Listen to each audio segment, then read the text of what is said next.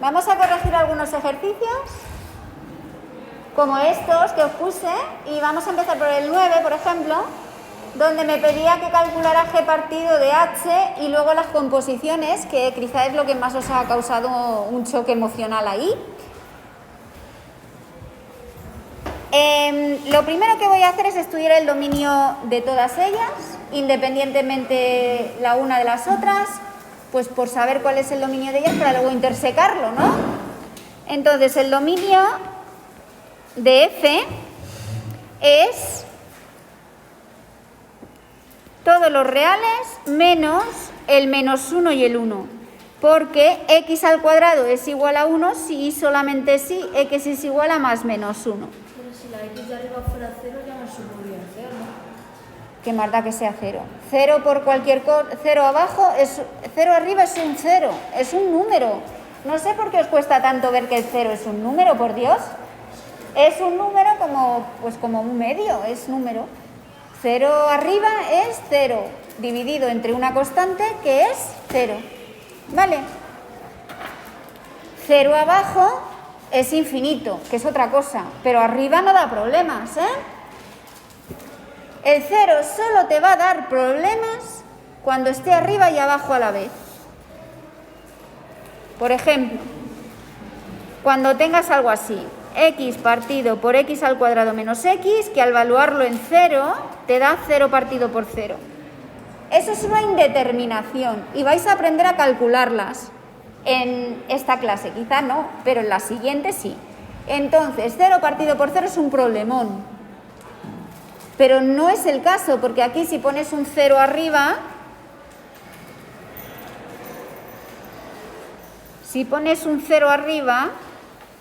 en x partido de x al cuadrado menos 1, tienes que poner un 0 abajo y te quedaría 0 menos 1, que es 0 partido de menos 1, que es 0.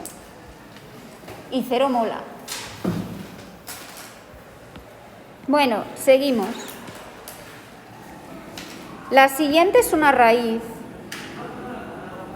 Las raíces ya estamos aburridas de hacerlas. El dominio de g es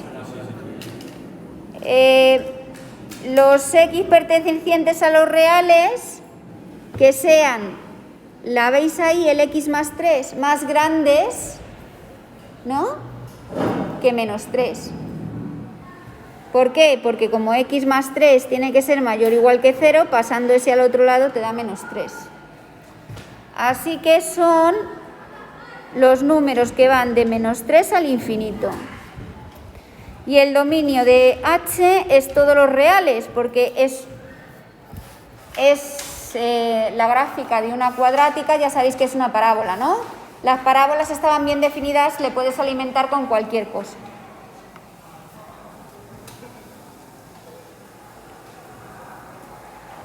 Pues esos son los dominios independientes los unos de los otros. Ahora voy a calcular el apartado A, que pide g partido por h. G es la raíz de x más 3, ¿verdad? Voy a escribir esto así. Y h, que era x al cuadrado, x al cuadrado menos 4, ¿no? Bueno, pues esa parábola, o esa cuadrática que habíamos dicho que no daba problemas, su dominio, ahora sí nos da problemas. ¿Lo veis? Entonces, no está definida cuando no está definida g,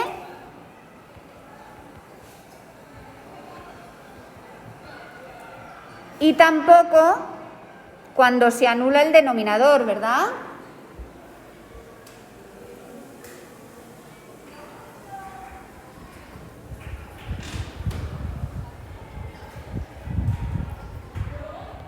Es decir, cuando x al cuadrado es igual a 4, lo que equivale a decir que x es más menos 2.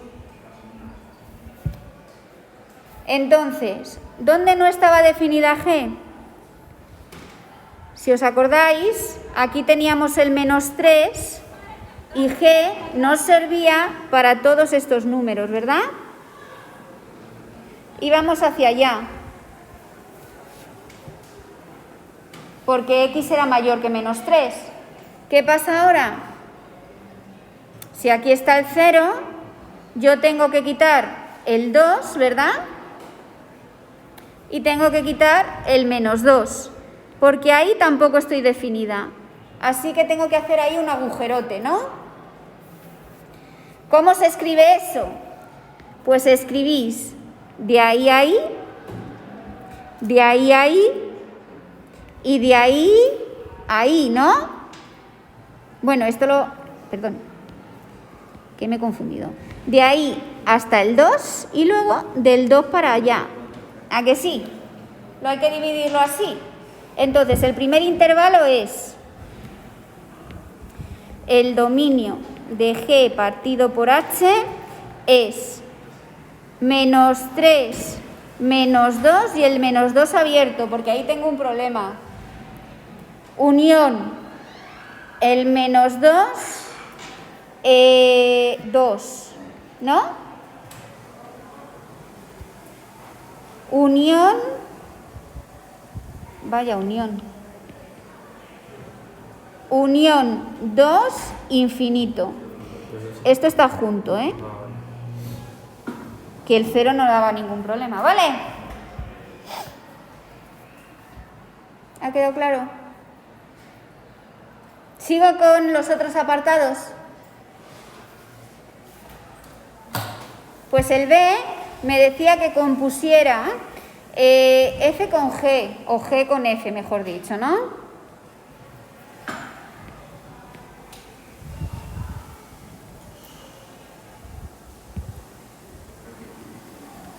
G compuesta con F es F evaluada en G de X.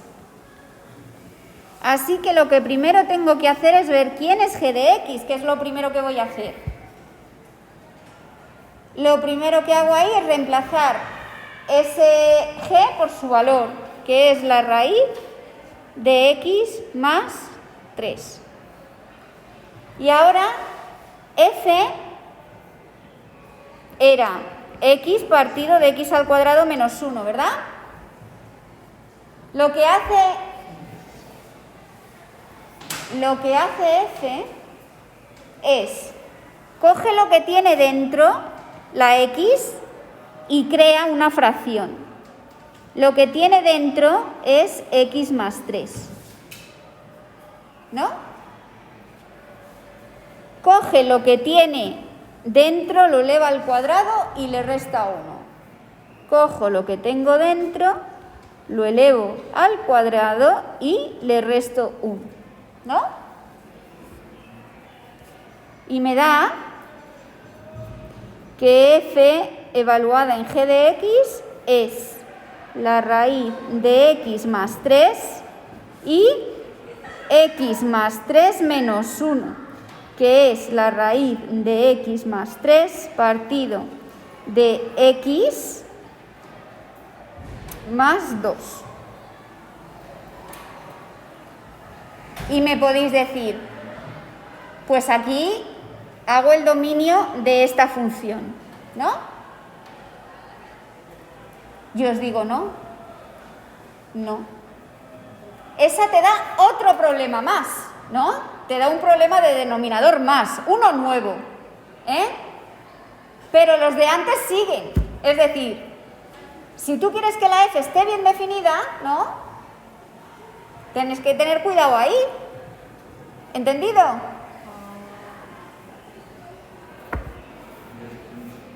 No es solo eso. No. ¿Vale?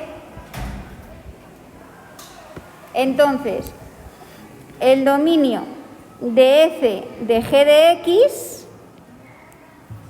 va a ser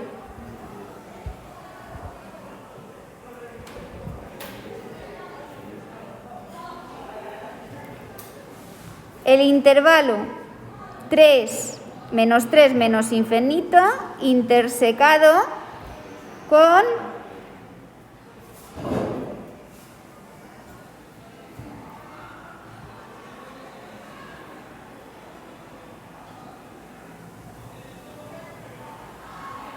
Creo que me estoy equivocando.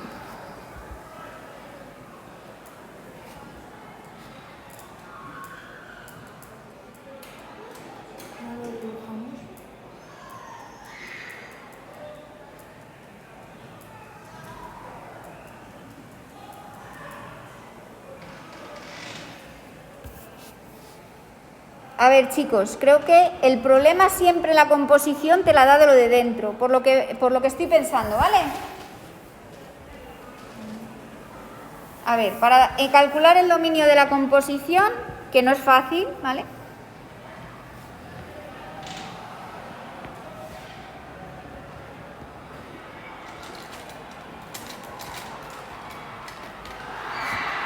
Vais a hacer los siguientes pasos, es decir, el primer paso que vais a hacer es considerar el dominio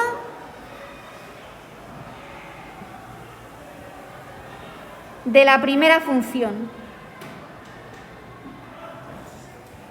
Es decir, de la función que haces primero, que es la g, ¿no?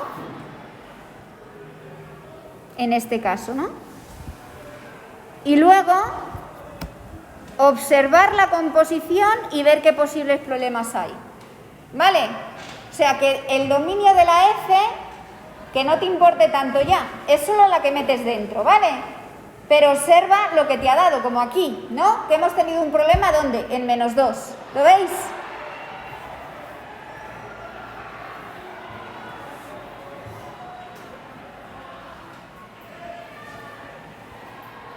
Y creo que así se calcula entero. Porque fijaros, es que lo he estado yo pensando en mi cabeza. Aquí donde están los problemas, ¿no? En lo que metas ahí. ¿Lo veis? Primero, el primer problema de todos es ese. Luego lo compones y el problema viene aquí, ¿verdad? Entonces, esta estaba bien definida en 3 infinito. Y lo que observamos es que x tiene que ser distinto a -2 al componer, ¿no? En este caso. Con lo cual me queda que el dominio de hacer primero g y luego f es de -3 a -2, si le quito, unión de -2 a infinito, porque solo tengo ahí ese punto malo, ¿no? Y el dominio de f no cuenta.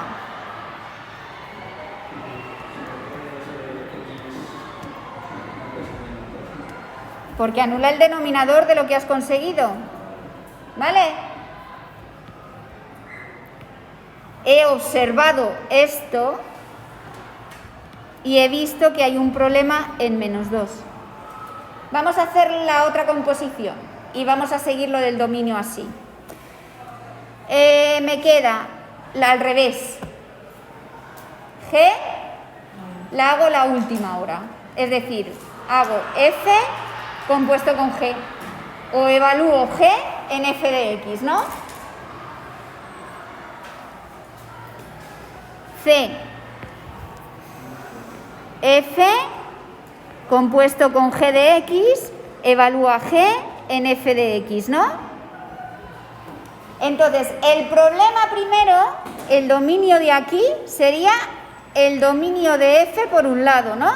Y luego observar el problema en la composición, ¿verdad?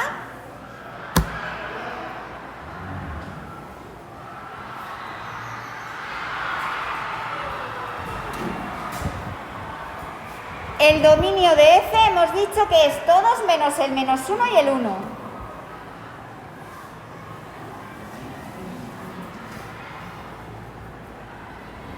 Y ahora, la composición es, hago g y la evalúo en f. Y f era x partido de x al cuadrado menos 1, ¿verdad? Era eso. ¿Y qué me hace g? G le suma 3 a lo que tenía dentro, ¿no? Y lo que tenía dentro era x al cuadrado menos 1.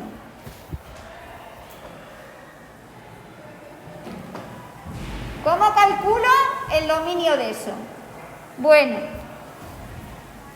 pues esto es, tengo que ver cuando x partido de x al cuadrado menos 1 más 3 es mayor o igual que 0. Esa es la pregunta, ¿no? Y para hacer eso, lo que había que hacer es el mínimo común múltiplo de los denominadores y escribirlo como una cosa arriba, una cosa abajo para formar la tabla, ¿no? Que las hemos hecho estas. Venga, te queda x al cuadrado menos 1, x más 3 por x al cuadrado menos 1, ¿no? ¿Cuándo es esto mayor o igual que 0, verdad? ¿Puedo poner 3x cuadrado menos 3 así? Sí. Y entonces me queda 3x al cuadrado menos 3 más x al cuadrado menos 1 mayor o igual que 0, ¿no? ¿Qué hacíamos? Buscábamos raíces de lo de arriba, ¿no? Buscábamos raíces de lo de abajo. El de abajo ya está bien porque x al cuadrado menos 1 es x menos 1, x más 1. Esa es la C, ¿no? Sin embargo, el de arriba no. Entonces tengo que hacer 3x al cuadrado más x menos 3 igual a 0. A ver si hay raíces, ¿no? Que x es igual a menos 1 más menos la raíz de 1 al cuadrado menos 4 por 3 y por menos 3, ¿verdad? Partido por 6. ¿Vale? Menos 1 más 3 por 3, 9 por 4, 36. 36 y 1, 37. Toma valor feo. Partido de 6 y menos 1 menos raíz de 37, no, partido de 6. Nos tenemos que apoyar en la calculadora. Nos apoyamos en la calculadora y vemos cuánto vale. 1,8 y el otro es... ¿Cuánto? A ver. Uno es menos 0,8 creo. Muy Y el bien. otro es 1 con algo. A ver. Paréntesis ponemos en la cálculo, ¿no? Menos 1 más la raíz de 37, cierro el paréntesis, me salgo, cierro el paréntesis, entre 6. 0,84.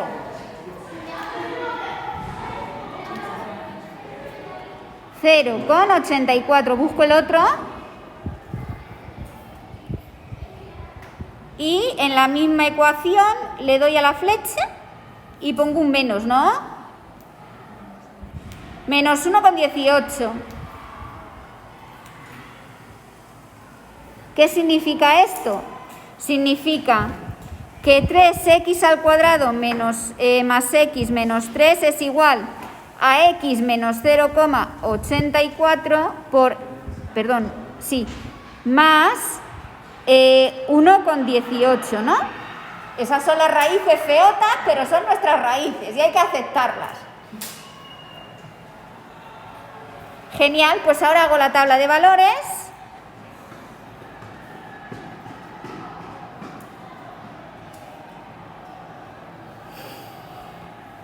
Pongo x menos 0,84. X más 1, ¿no? 18. X menos 1. X más 1, ¿no? Y luego ya x menos 0,84 por x, ¿no? Más 1,18 partido de x menos 1 partido por x más 1. Y ahora, el más pequeño de todos es el 1,18 negativo. Menos infinito, menos 1,18. Después de ese viene el menos 1. Después viene el 0,84. Y después viene el 1, ¿no? Hasta el infinito. ¡Toma tabla! Voy a elegir aquí, mirad, voy a elegir los puntos así. Aquí elijo el menos 2. Aquí elijo, ostras, Pedrín. No, aquí el menos 1,1. 1. ¿Vale? El menos 1 con 1. Aquí elijo el 0. Y aquí elijo el 0 con 9. ¿Vale? Y aquí elijo el 2.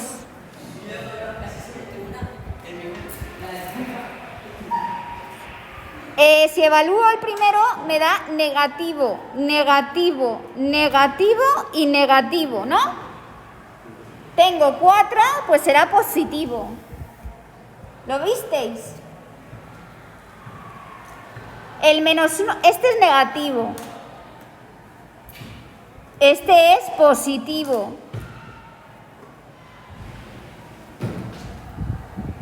¿Sí, no? ¿Ese es positivo? Sí.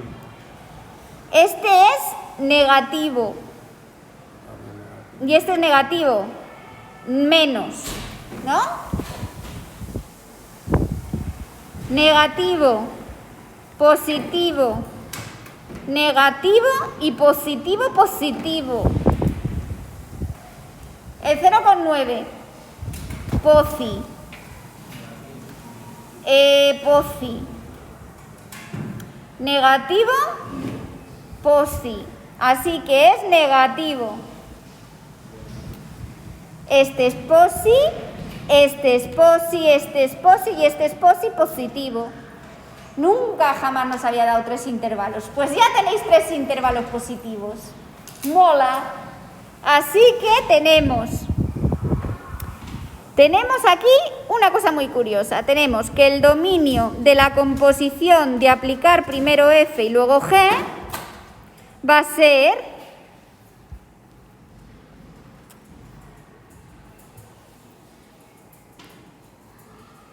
bueno, que hay que quitarle además el menos 1 y el 1. ¿Os acordáis? Genial, pues vamos a ver. Sería menos, lo voy a escribir mal, esto todavía no nos sirve, ¿eh? Menos infinito, menos 1 con A18, unión, menos 1 con 0,84, unión, 1 infinito, ¿no?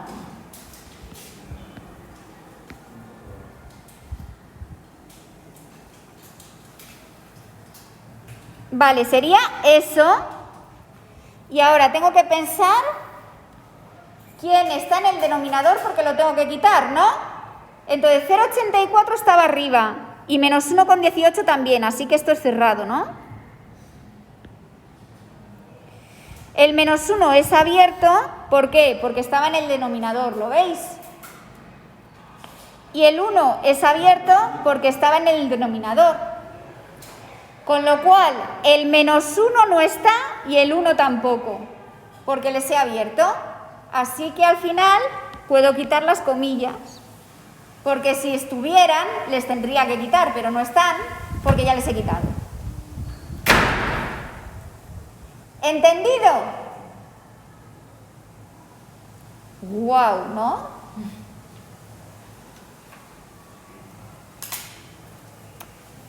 Y por último me piden la composición de las 3, ¿no? Dice,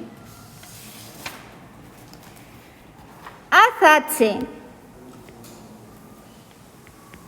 luego haz F, ¿no? Y luego haz G, ¿verdad? Las buenas noticias es que solo tengo que mirar la primera en un principio. La primera era H, la H estaba definida para Tokiski.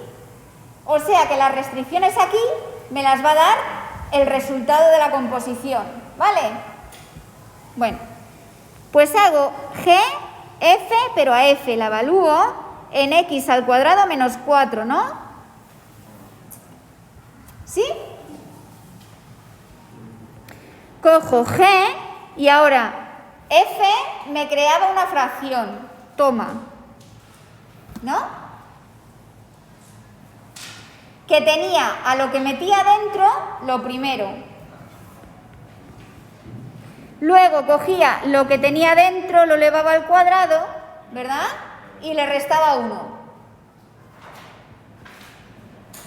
Bueno, pues hay que hacer esa cuentecilla antes de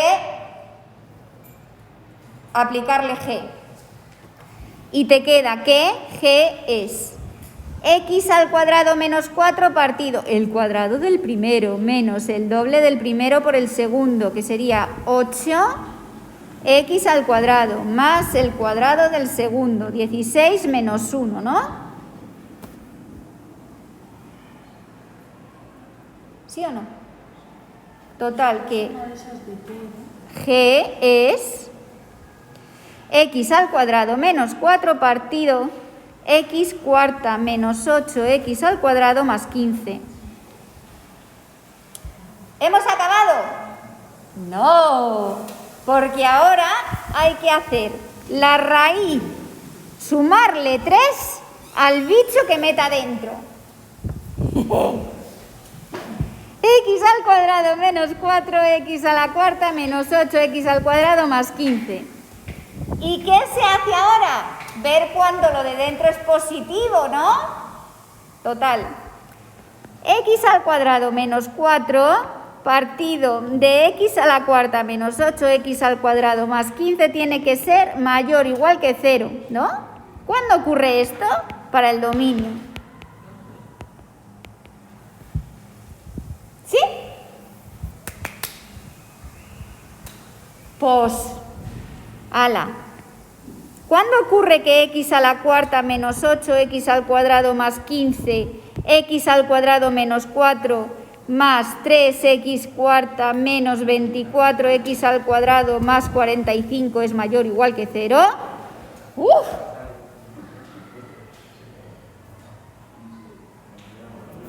¿Cuándo ocurre que 23x al cuadrado, ¿no?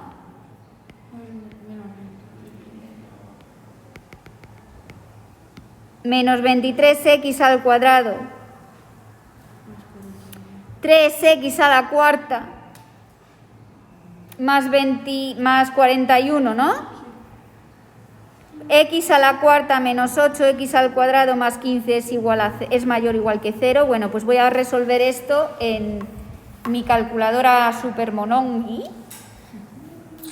Voy a ver qué raíces tiene lo grande, ¿no? Las raíces eran 3, ¿no? Por x elevado a 4, ¿no? Menos 23 por, ¿qué hemos dicho que era? X al cuadrado. ¿Me lo miráis? ¿El qué? Sí, 23x al cuadrado. Más 41. Lo igualo a 0.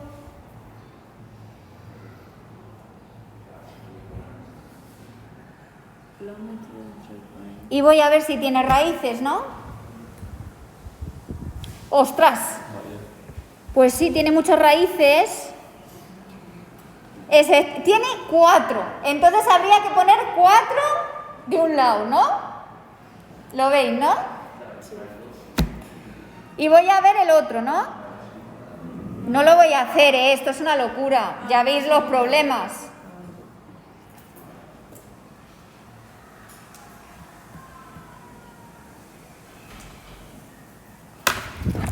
Perdón.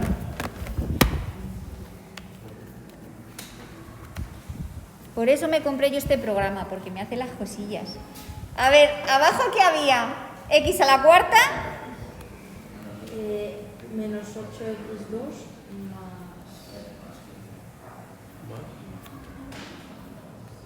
15. Sí. Go. ¡Ostras!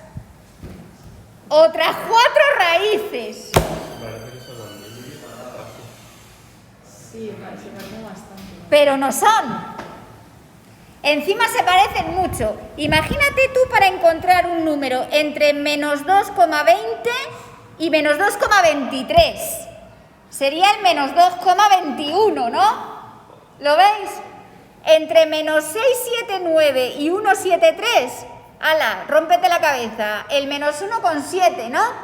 Pero habría 8 factores. 8. ¿Los veis los 8 en vuestra cabeza? Uno para uno para cada uno de las 4 de arriba y uno para cada uno de las 4 de abajo. Los infinitos. Y luego está el menos infinito hasta el número más pequeño. Bueno, para volverse esto tarumba, ¿no? Pero veis cómo se hace. ¿Habéis visto los problemas que da la composición? ¿Y para qué quieres componer? No lo quiero comprobar. Pero ¿para qué quieres componer? ¿Para qué sirve?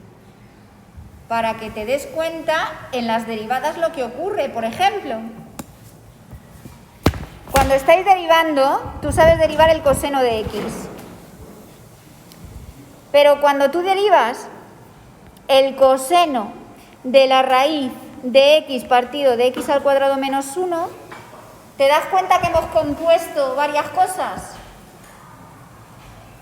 Hemos compuesto esta función de aquí con la raíz y con el coseno.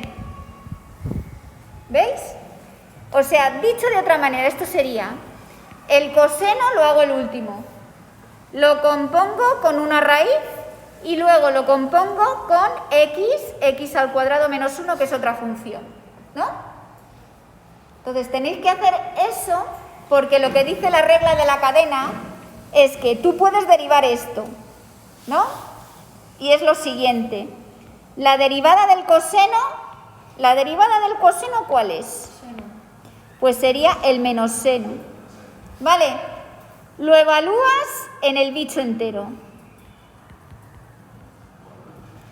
Ahora, ¿qué es lo siguiente que has hecho? La raíz. Tienes que multiplicarlo por la derivada de la raíz, que es 1 partido por 2 raíz de lo que venga dentro. Pero la raíz no era limpia. ¿Qué es lo último que has hecho? La función fraccionaria. Y tienes que multiplicarlo por la derivada de la función fracción. Y por eso se estudia la composición de funciones, para que en vuestra mente descompongáis esto y vayáis haciendo paso a paso. Os voy a poner una más sencilla. Por ejemplo,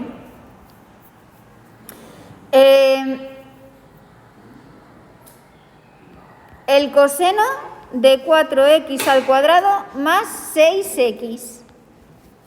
¿Vale? Fijaros, si yo tengo que derivar esto, no puedo hacer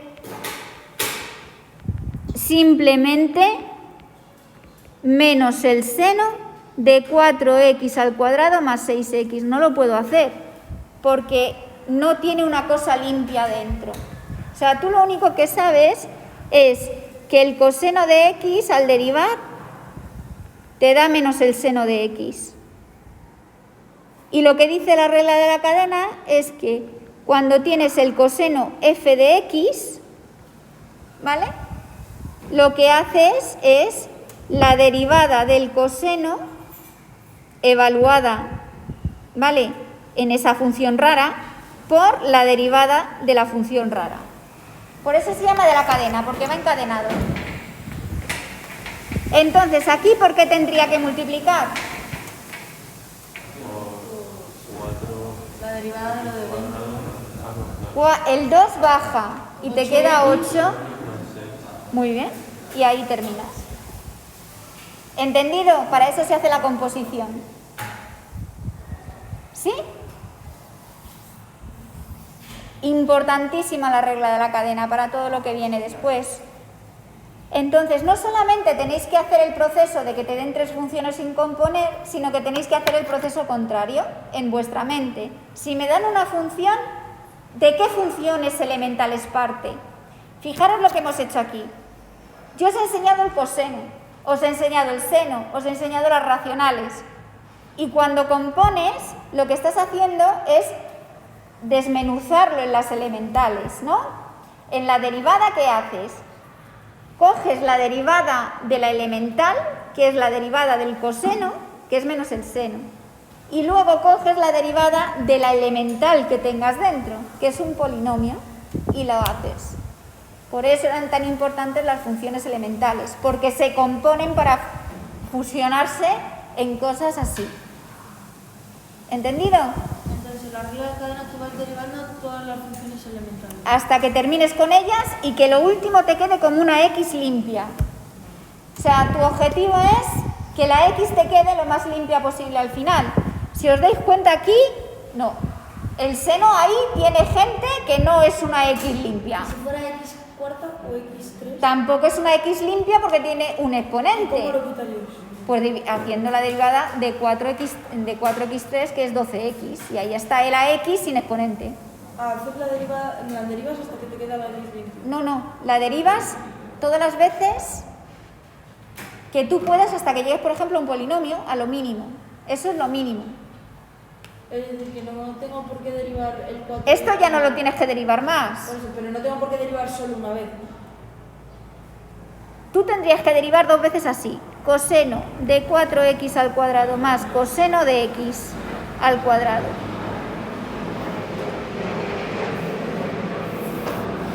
A ver.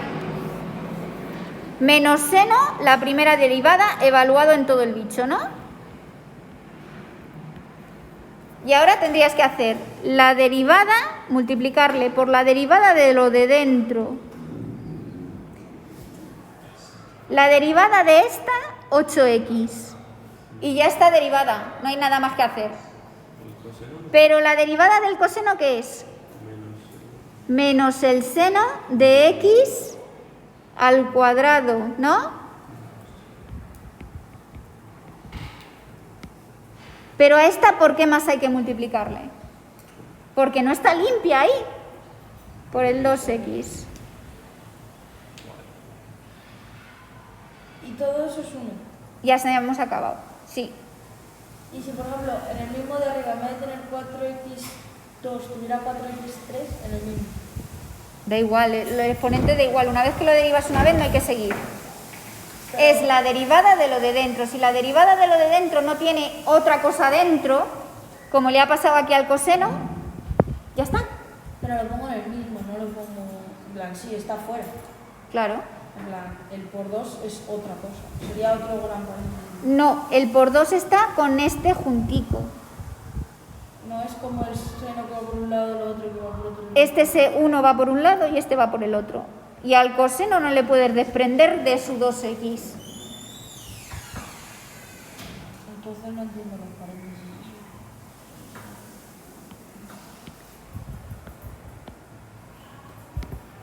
Tú haces el coseno, ¿no? De no sé qué he puesto, 4x al cuadrado, ¿no? Más el coseno de x al cuadrado. Entonces, ¿esto a qué es igual? Al menos seno. Menos seno de todo, ¿no? Sí. Por la derivada de lo de dentro. La derivada de lo de dentro es 4x al cuadrado más coseno de x al cuadrado, ¿no? Sí. Sin derivar, no la he derivado, está así. Vale. Ahora vamos a hacer la derivada de x, aparte 4x más el coseno de x al cuadrado. La derivada de una suma es la suma de las derivadas.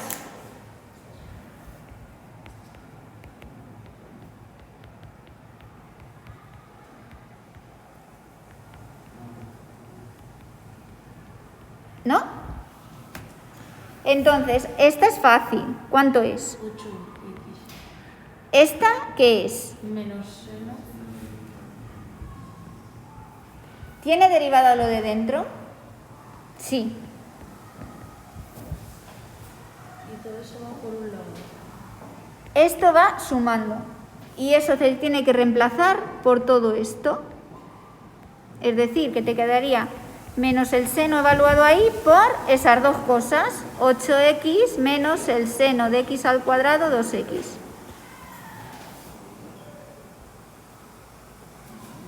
¿Vale?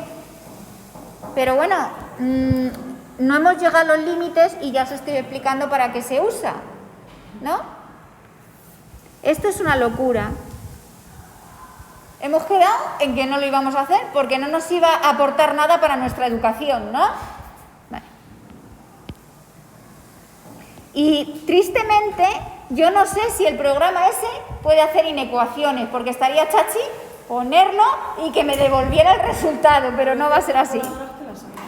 Sí, pero esta lo debe de saber hacer, pero yo no sé cómo hacerlo.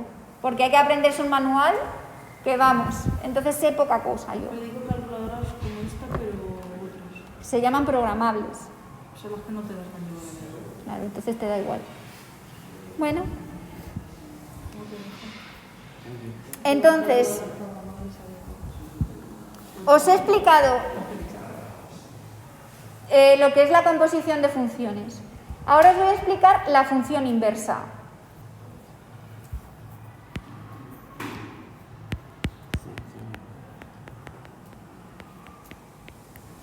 Y ya terminamos este tema y mañana empezamos con límites. Entonces, lo que voy a hacer esta tarde es enviaros un documento que he creado con todos los posibles límites que hay que calcular en segundo de bachillerato, menos la regla del hospital, que se supone que los dais en primero de bachillerato, pero ellos lo dieron en segundo porque no tuvieron análisis. Entonces, yo os mando el documento y os lo tenéis que leer, porque así tenéis una visión general de lo que vamos a hacer. En el principio de todo está el teorema de los infinitos, que ya lo hemos visto, más o menos, ¿vale? Pero hay más límites aparte de lo que vimos. ¡Uf! Hay muchos. No es todo infinito, cero. No. Ojalá.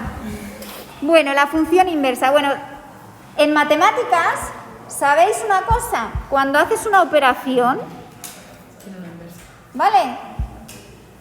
Cuando tú haces la suma, siempre existe aquí otra cosa que te da lo que se llama el elemento neutro. Es decir, si tú tienes aquí un 3, ¿qué tienes que hacer para que te dé un 0? Menos 3. ¿Ves? A este aquí le llamáis opuesto, ¿verdad? Sí. Bueno, pues alguien se ha inventado que la suma y la resta son operaciones contrarias. ¿Por qué? Porque le haces el opuesto y ¿no?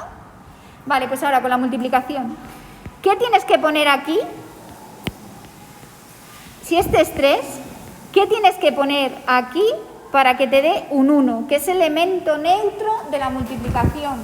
Es el neutro de la multiplicación.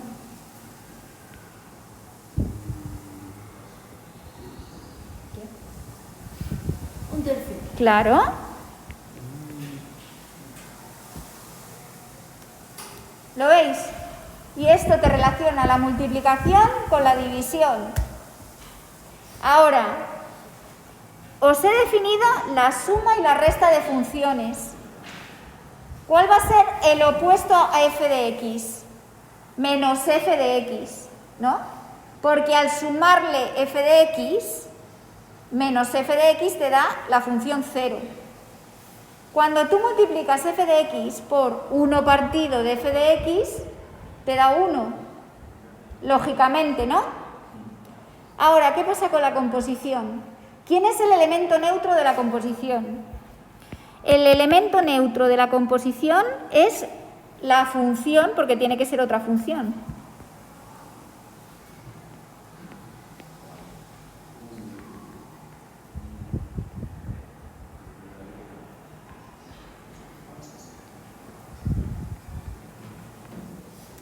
Es decir, cuando tú compones aquí una función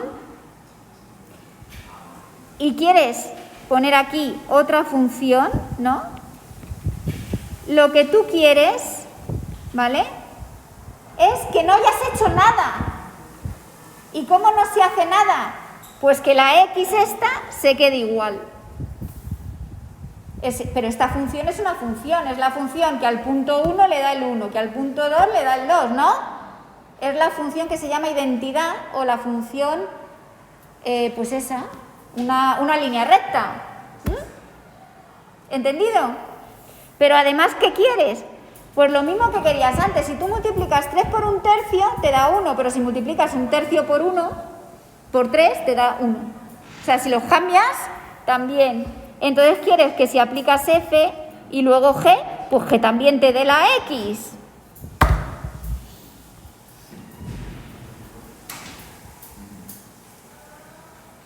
Pues existe, igual que para 3 existe un tercio, y ese tercio es único.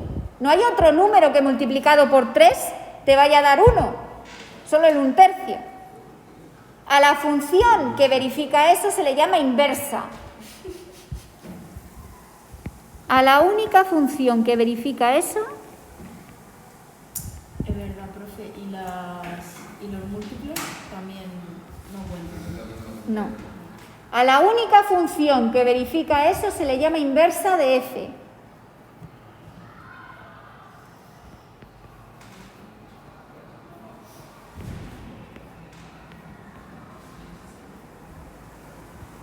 Y se denota con f menos 1. Os voy a poner un ejemplo chachi. Sea f de x igual a la exponencial y sea g de x igual al logaritmo neperiano de x. Os voy a demostrar que estas dos funciones son inversas.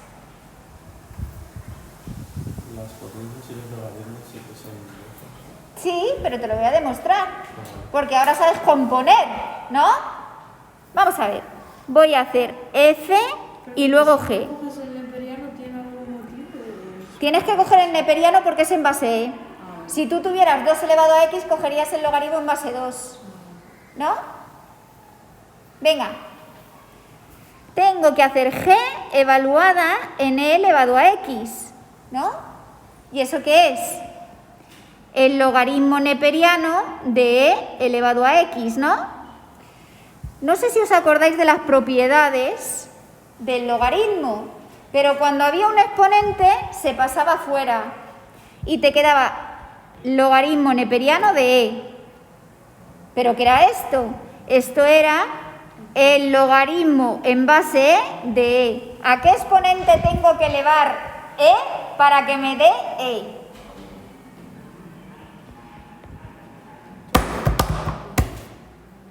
¡Sí! Bueno, no os habéis puesto nada contentos. Me ha dado X, Effective Wonder. Pues vamos, chavales, con muchísima ilusión a hacerlo al revés. Que si hago la G y luego le aplico la F, lo que tengo es que al logaritmo neperiano le tengo que hacer la exponencial, ¿verdad? E elevado al logaritmo neperiano de X. ¿No?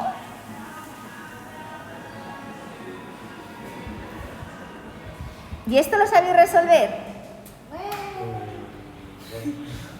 No.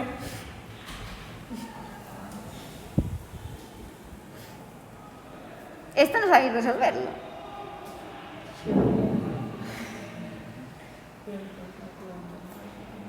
Pues venga, vamos a hacer un ejemplo para que os convenzáis, ¿vale? Por ejemplo, si yo cojo f de g y pongo un 1... ¿Pero eso cómo se resuelve? No se resuelve, es que es la definición. Por eso lo estoy diciendo. A ver, coger en la calculadora y poner un 1. Es decir, tenéis que hacer el logaritmo de esto. A ver, ¿qué te da eso? Para convenceros, ¿eh? Haces e elevado al logaritmo neperiano de 1. Ah, ¿te da aquí esto? ¿Lo veis? Hacerlo con el 2. Venga. Coge y pon aquí un 2. Va a salir 2. ¿Sí, tú crees? No. Saldrá, no saldrá. ¡Sale! Increíble. ¿Os convenzo? ¿Sí, no? ¿Pero por qué? Vale, poner lo siguiente. F compuesto con G de 1,75. Venga.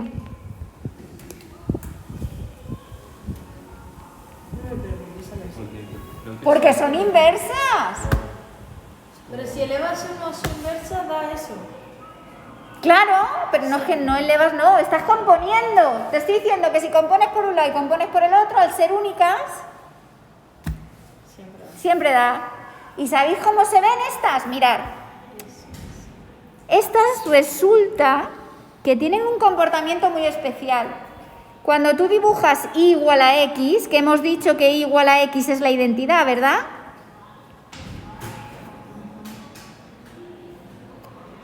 Por ejemplo, con el logaritmo, ¿os acordáis qué forma tenía?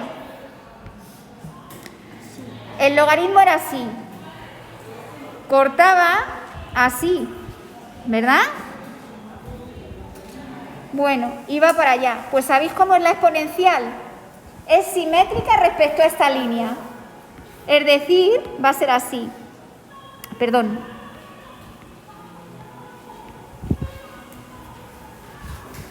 Que si lo doblas por esa línea, es la misma. Y eso les pasa a todas las inversas. ¿Sabéis otra inversa? El coseno y el arcocoseno. El seno y el arcoseno, la tangente y la cotangente. La raíz y el cuadrado. La raíz y el cuadrado. Claro, mira, la raíz, ¿cómo era? Era así. ¿Y cómo era el cuadrado? Era así. Si tú haces la recta, te queda así. Y el coseno y el seno. ¿No? No tienen nada que ver esos. Uno hace así, otro hace así. Como si hacen chun. No son inversas. Vale. Pero la derivada de uno es otro.